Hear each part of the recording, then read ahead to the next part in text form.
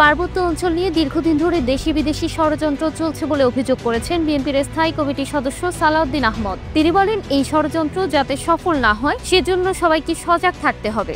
অখণ্ড বাংলাদেশ ও সবাই বাংলাদেশি এই পরিচয়কে ধারণ করতে হবে। শনিবার দুপুরে রাজধানীর শিরডাপ মিলনায়তনে বাংলাদেশের প্রেক্ষাপটে আদিবাসী ক্ষুদ্র নৃগোষ্ঠী প্রসঙ্গ ও জাতীয় নিরাপত্তা ভাবনার শীর্ষক গোলটেবিল বৈঠকে তিনি এসব কথা বলেন। এই বৈঠকের আয়োজন করে পার্বত্য চট্টগ্রাম বিষয়ক গবেষণা সংস্থা CHT রিসার্চ ফাউন্ডেশন।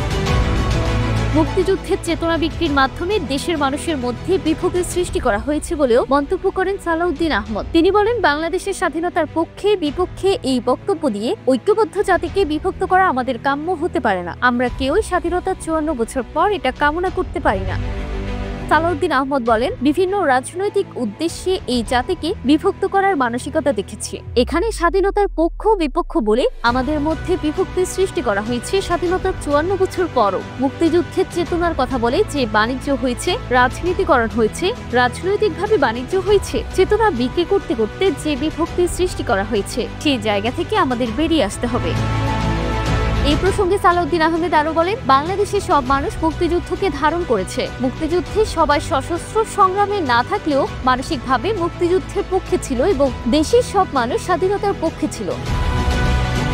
বাংলাদেশে বসবাসকারী সবারই পরিচয় বাংলাদেশে হতে হবে উল্লেখ করে সালাউদ্দিন আহমদ বলেন, আমাদের সব ক্ষুদ্র জাতিগোষ্ঠী, নৃতাত্ত্বিক জাতিগোষ্ঠী, উপজাতি ও আধা উপজাতি, সব জনসমষ্টি, সব সত্তাকে বাংলাদেশে হতে হবে একটি ঐক্যবদ্ধ নেশন তৈরিতে। সেই ঐক্যবদ্ধ জাতি, সমাজ ও রাষ্ট্র বিনির্মাণের জন্যই আমরা ৭১-এর পর ২৪-এ আবার রক্ত দিয়েছি। বৈঠকের মূল প্রবন্ধ উপস্থাপন করেন নিরাপত্তা বিশ্লেষক মেজর জেনারেল নাঈম আশফাক চৌধুরী।